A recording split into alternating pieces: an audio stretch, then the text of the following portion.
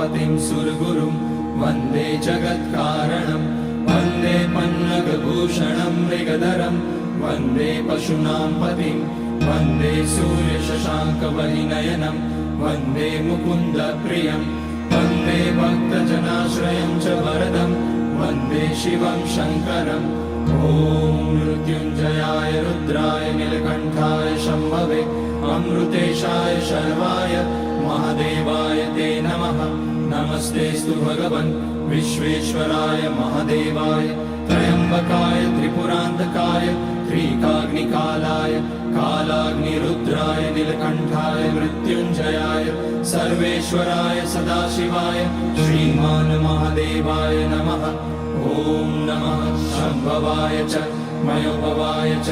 नमः शङ्कराय च मयस्कराय च नमः शिवाय च शिवतराय च ॐ त्र्यम्बकं यजामहे सुगन्धिं पुष्टिवर्धनं उर्वारुकमिव बन्धनान् मृत्योर्मुक्ष्यमामृतात् नागेन्द्रहाराय त्रिलोचनाय भस्माङ्गराय महेश्वराय नित्याय शुद्धाय दिगम्बराय तस्मै नकाराय नमः शिवाय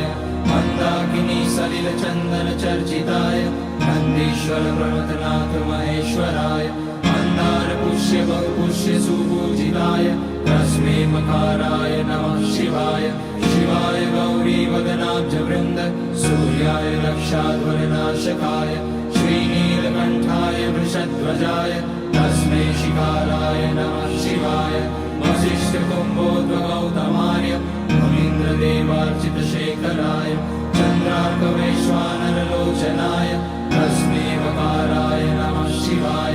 यज्ञस्वरूपाय जटाधराय पिनाकहस्ताय सनातनाय दिव्याय देवाय दिगम्बराय तस्मै यकाराय नमः शिवाय पञ्चाक्षरमिदं पुण्यं यः पठेत शिवसन्निधौ शिवलोकमवाप्नोति शिवेन सह मोदते।